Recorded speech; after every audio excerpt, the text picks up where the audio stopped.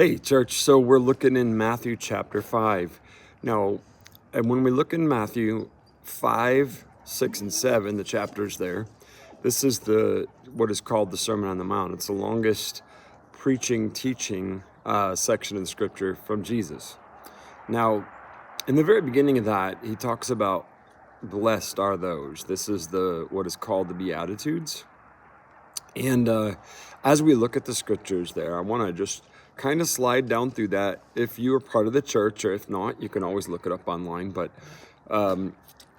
previously, on October 13th in the worship service, we did preach a message about blessing and how there is a difference between biblical blessing and our cultural understanding and human view of blessing. So let's listen to one of those teachings and one of those portions of that message Jesus gave us in Matthew 5, and it is about blessing. God blesses you when people mock you and persecute you and lie about you and say all sorts of evil things against you because you are my followers. Okay, so you see right now we see a stark contrast in how we view being blessed and how God views being blessed. So he is telling us that there's something incredible that God does and is doing and will do because of our faithfulness to him. So what is happening in the moment is people are talking about us, mocking us, and sometimes there is a different type of persecution which can become physical and different things like this. And so there's a plot against us because we're followers of Christ. And he says, God blesses you when this happens.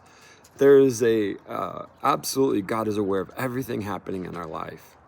And I want you to know he loves you. The world hates you.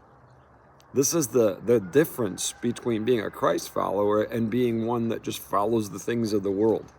So as we read that scripture, I want to keep going, because there's an incredible challenge here in this aspect of what we're being taught by Jesus as a blessing. God blesses you when people mock you and persecute you and lie about you and say all sorts of evil things against you because you're my followers.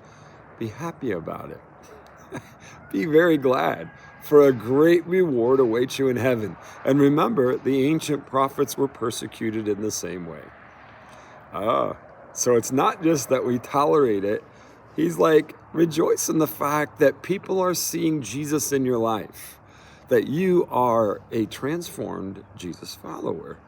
So be glad for the evidences that is there, that is causing them to speak bad about you and view you with the view they have, and to be angry about your walk with God and your representation of Jesus Christ.